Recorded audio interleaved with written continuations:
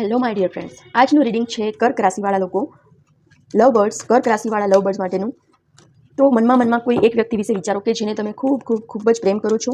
તો આજે આપણે જોઈશું કે તમારા પાર્ટનરની હિડન ફિલિંગ્સ શું છે તમારા માટે, એ તમારા માટે શું વિચારે છે, તમને કેવી રીતે જોવે છે. તો કોઈ પણ એક પાઇલ તમને જે પસંદ હોય એ સિલેક્ટ કરી લો, કાં તો લોટસ કાં તો પિરામિડ. જેમણે લોટસ પાઇલ સિલેક્ટ કરી છે તેમના પાર્ટનરની હિડન ફિલિંગ્સ છે, I love you so much but I can't forget the pain given by you. એ તમને ખૂબ અનહદ પ્રેમ કરે છે, પણ તમે ક્યારેક કંઈ બોલીને અથવા તો તમારા બિહેવિયરથી એમને હર્ટ કર્યા છે, કોઈ દુઃખ પહોંચાડ્યું છે, એ ભૂલી શકતા નથી.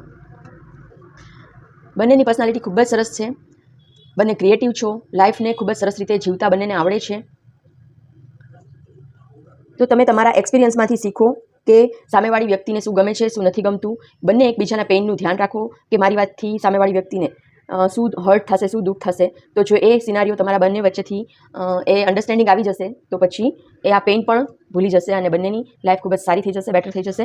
જેમણે પાઇલ 2 સિલેક્ટ કરી છે એમના પાર્ટનરની હિડન ફિલિંગ્સ છે તેમના માટે, I don't trust on you and this relationship it is good to move on. એ તમારા ઉપર પણ ભરોસો નથી કરતા અને આ રિલેશનશિપ ઉપર પણ ભરોસો નથી કરતા. It is good to move on. તેમનું એવું માનવું છે કે આપણે બંને અલગ થઈ જઈએ તો વધારે સારું.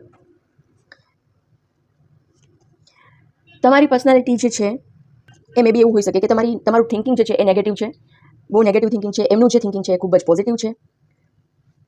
તો બંને વચ્ચે જે અન્ડરસ્ટેન્ડિંગ હોવું જોઈએ એ ક્રિએટ થતું જ નથી, કારણ કે બંનેની પર્સનાલિટી જ અલગ અલગ છે.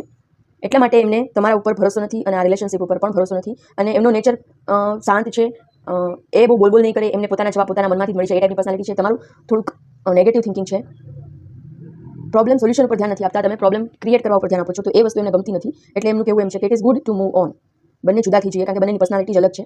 તો બંને એકબીજાથી જુદા થઈ જઈએ તો એ બંને માટે સારું રહેશે.